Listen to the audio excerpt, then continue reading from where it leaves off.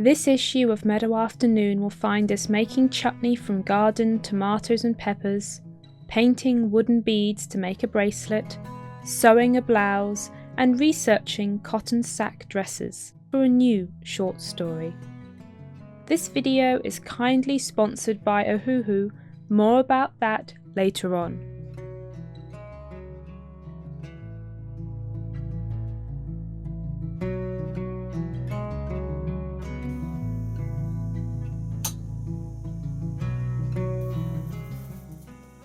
The early days of autumn arrive in the garden.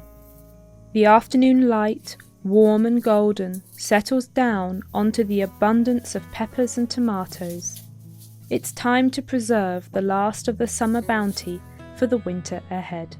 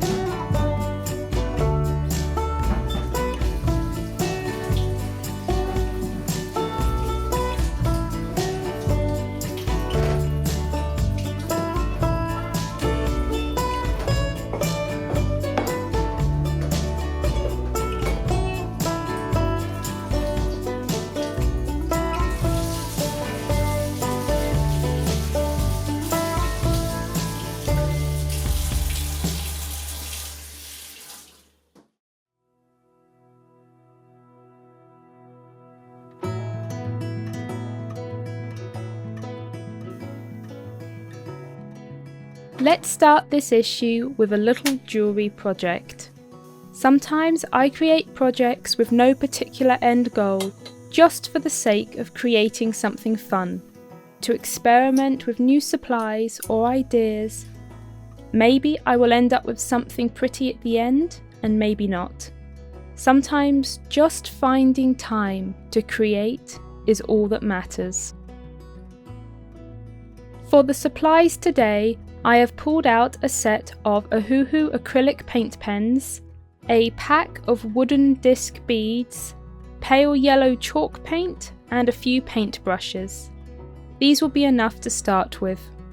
You can often find wooden items to paint, such as beads and boxes, in the craft section of stores, and they are easily customizable. You can pick whatever colours and designs you'd like to paint on them. I always like to draw out a few ideas before I start on the finished pieces. I felt drawn to soft yellows, a little bit of brown and gold today, It matches the golden light of the late summer and the sunflowers recently growing in my family's garden. I started by covering each one of the beads in a layer of the yellow chalk paint. You can also use a layer of white gesso to prep the wooden surface as well. This will provide the acrylic paint pens a smooth surface to draw on. I painted 2 coats of the pale yellow all over the beads and then left them to dry in between coats. After that, I could draw on my designs with the paint pens, leaving each colour to dry before adding another on top. They don't take long to dry, and by alternating through different beads, I always had one to work on while the others were drying. These pens have a small ball inside of them to help mix up the paint, so make sure you give the pens a good shake before using them, but please do keep the caps on as you shake the pens. Otherwise, you could end up with a splattered mess everywhere. I used 4 colours for this project today: M707 Gold, Y108 Lemon Yellow, M701 Bronze, and E304 Brown. The colour numbers with an M in this set of pens are metallic, and the colour numbers that start with an N are neon. The ones that start with an E are the regular colours. I liked the subtle shimmer that the metallic pens had.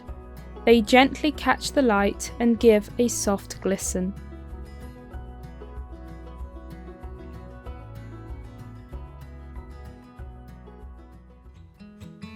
Now for a word from this segment's sponsor, Ohuhu. Ohuhu creates quality and affordable art supplies from a wide range of markers to paints and sketchbooks. The acrylic paint markers come in a range of 30 vibrant colours. Those include 15 base colours, 6 fluorescent and 9 metallic shades. The markers are double-ended with a fine and a round nib. The colours are opaque and easy to apply to multiple surfaces, from wood and stone to ceramics and paper, making them ideal for all sorts of creative projects. You can find more information at ohuhu.com or click the links in the video description. Thank you, Ohuhu, for supporting the channel.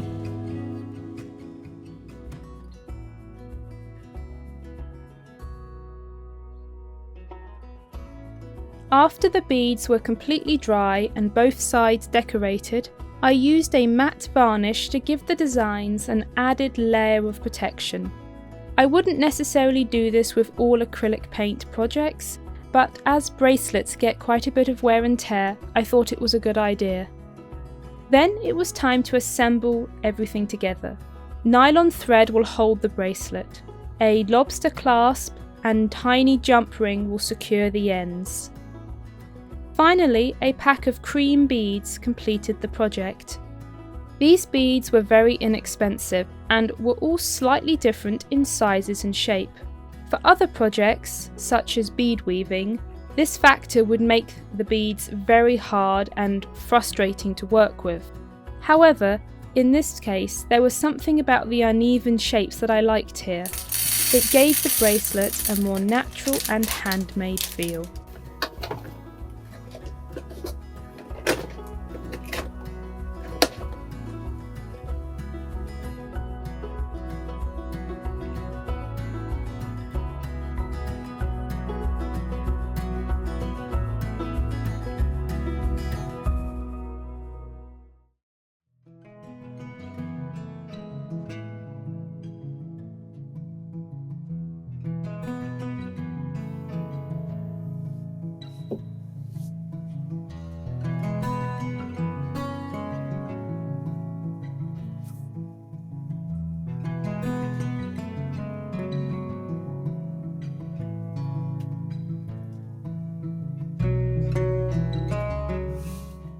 Handmade dishcloths hanging on the washing line, pretty calico curtains fluttering in the breeze, a cupboard of children's clothes. some elegantly sewn with dainty stitches, others more rustic and thrown together.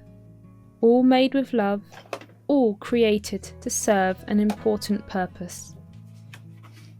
Household history is something that always interests me, especially looking at the, perhaps more mundane, elements of everyday life in the past. Historical recipes, cleaning routines, sewing and handcrafts, and all the passed down wisdom of countless generations of homemakers.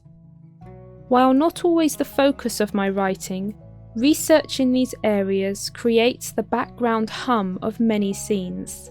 It's the little bits and pieces that sit in the background that can give a novel with a historical setting the depth it needs. For this journal page, I'm focusing on one particular area of domestic history: feed sack clothing.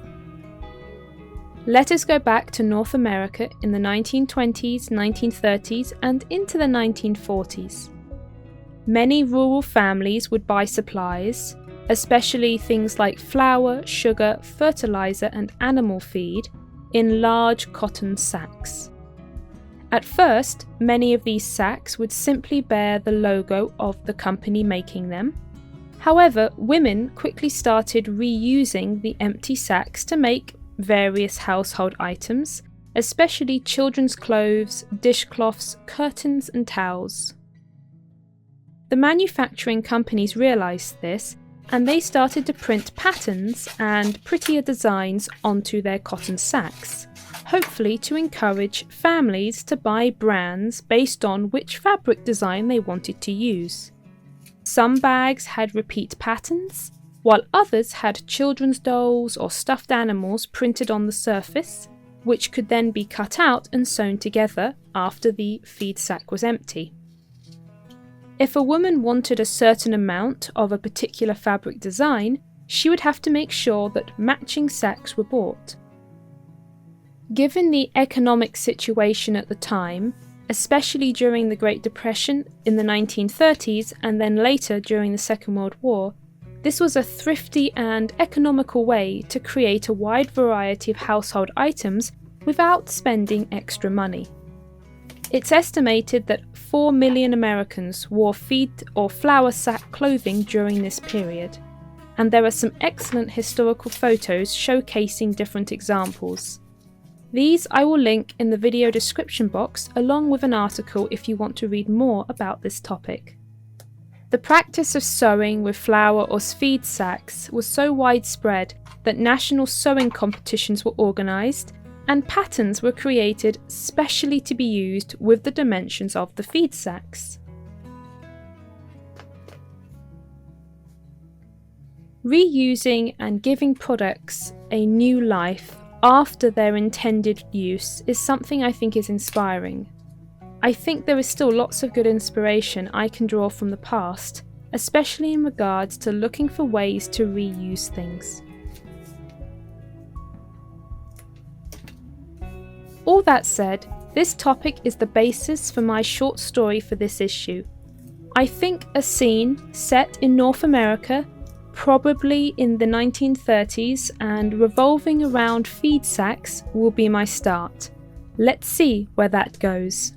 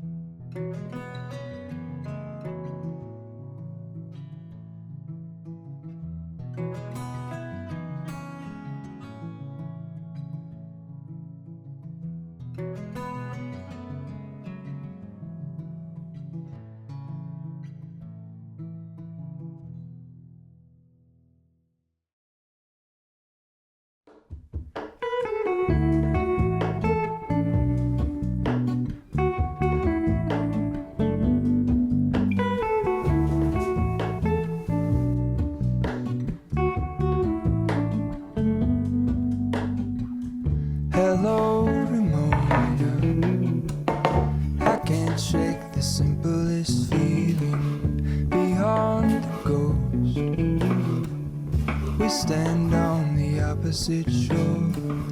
Hello, Ramona. I reach through mysterious ceilings, my only hope. I look for the things I don't know.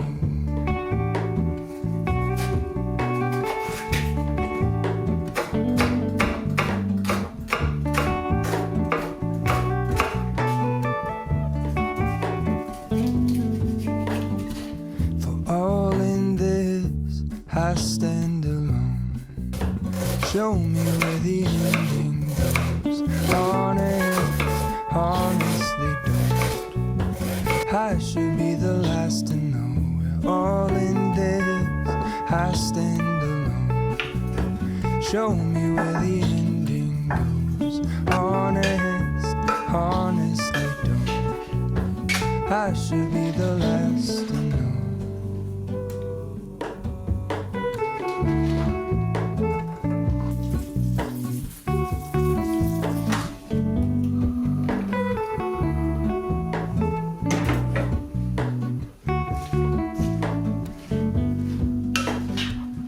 Hello, Mona. I mistook you for a dream. The engine blows. I guess you always seem to know. Hello, Mona. I push back the serious feeling. The end's unknown. To get back the life I used to know.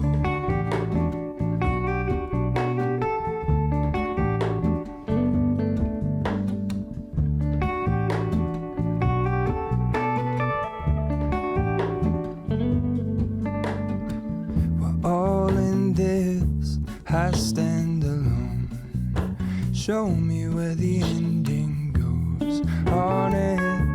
Honestly don't. I should be the last to know. We're all in this. I stand alone. Show me where the ending goes. Honestly don't. I should be the last to know.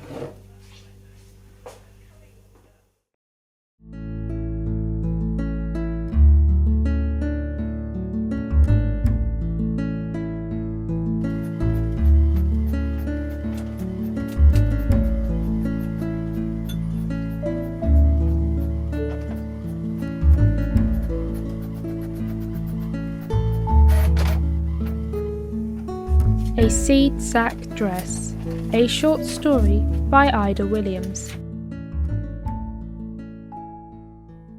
The children had been arguing for the last 5 miles, their squeaky, high-pitched voices overlapping as the sun slowly headed down below the horizon. The old truck gave a rumble as it rolled over another dip in the dusty road. No one could remember what had started the bickering. The current state of the conversation included a back and forth about what was better, rock candy or cake. The debate involved all the words and phrases that a 5- and 6-year-old knew, stinky being the preferred adjective of choice. In the front seat, their parents had long since tuned out the noise. On other days, one of them would have stepped in, and one quick word would have halted the argument miles back. The children were usually well behaved. Perhaps everyone was just tired. It had been a long day. Brett firmly held onto the steering wheel, focused intently on the road ahead. The rolling plains stretched out far into the distance. There was a beauty found in the setting sun casting its golden light over the empty landscape. A sense of freedom lurked in the dry grasses growing on the prairies, and a peaceful melody echoed as the wind rustled softly through. It was all lost on him that evening. Every so often his eyes would flicker left and right, observing the state of the fields they passed. They were dry, very dry.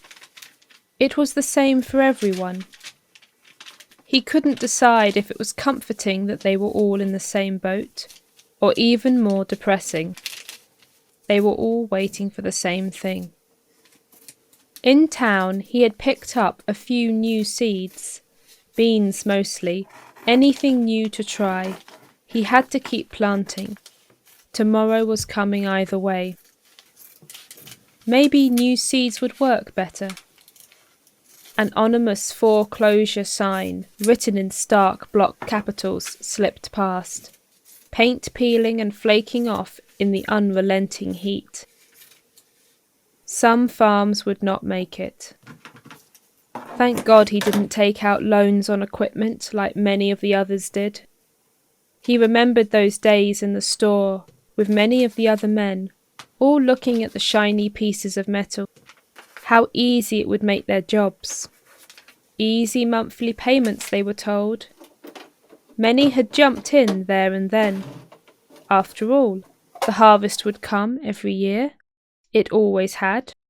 Until, that is, it didn't. And the dry spell began. With an effort, he forced himself to breathe out slowly. The air kept getting caught in his throat. The children's argument had begun to wane as exhaustion finally crept over them.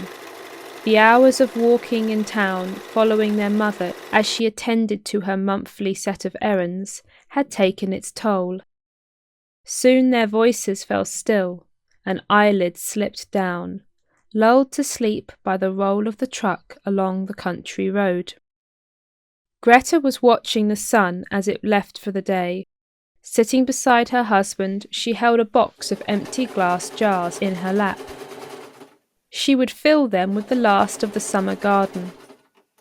The garden had done well that year, thanks to the well water she had distributed each morning, one bucket at a time. A pantry shelf full of preserved food gave her comfort.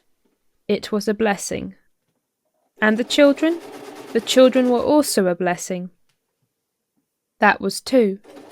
They were all in good health. That was 3. The truck was fully paid up, as were the 2 cows and the pig. That was 4. They had no debt, apart from the mortgage. That was 5. They had beds to sleep in. That was 6. 6 blessings in times of trouble. Greta kept her eyes fixed on those last rays of sunlight.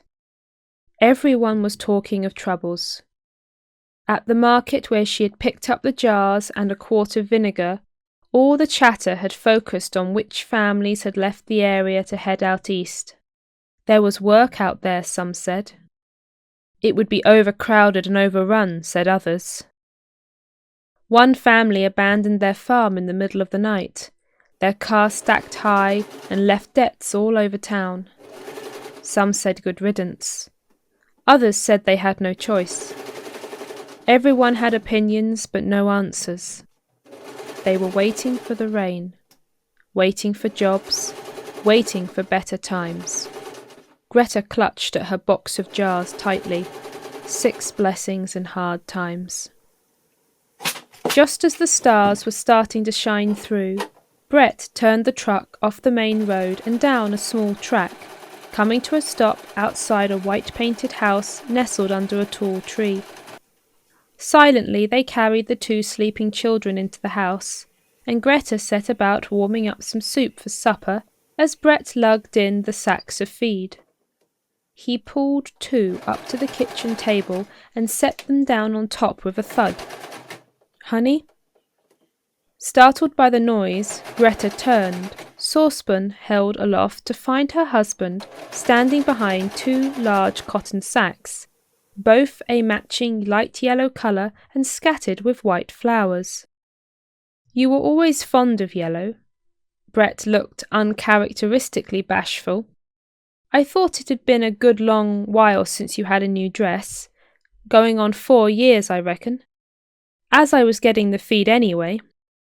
You should have heard the groans when I asked for 2 matching ones. He shot her an impish grin. "Will they be enough?"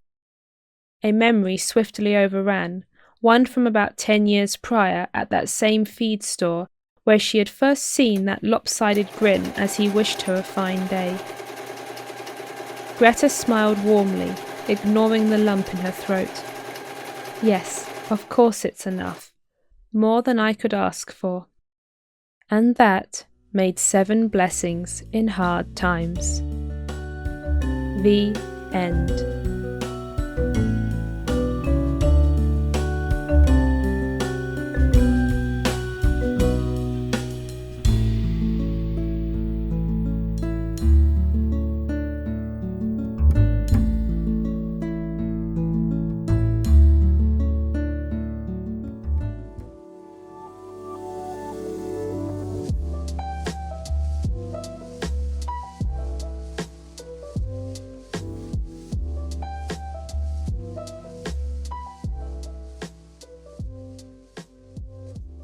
To go along with the story today, I wanted to create a little yellow blouse.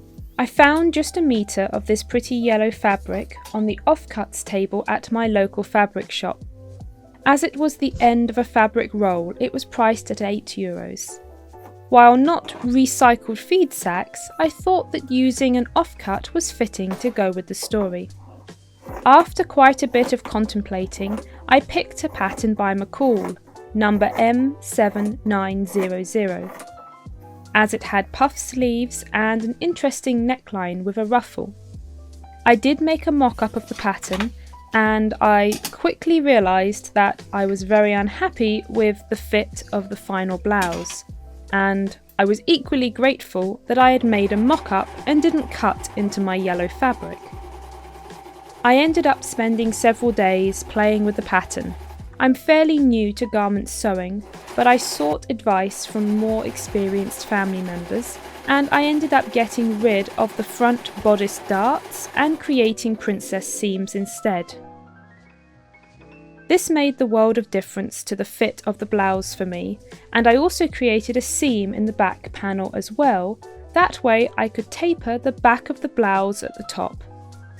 The only patterned pieces that I did not adjust were the sleeves and the ruffle at the collar. This blouse pattern also comes with an option for adding a ruffle at the hem as well, but as I wanted to wear this blouse tucked into skirts, the hem ruffle was not really needed. I think that having to make quite big adjustments and alterations to this pattern was a really useful learning experience, and now I feel much more confident in potentially drafting my own patterns and getting things exactly how I want them. With a little bit of the leftover scraps, I also made a bow to go with the blouse.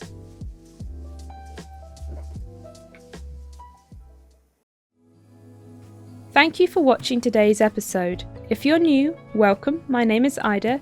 These are inspiration style videos with seasonal slow living, short stories, creative projects, history, cooking, and updates for my novels. Think of these videos as a visual magazine coming into your subscription feed once or twice a month. Feel free to say hello in the comments below, and please consider subscribing so you don't miss the next issue of Meadow Afternoon. Until next time.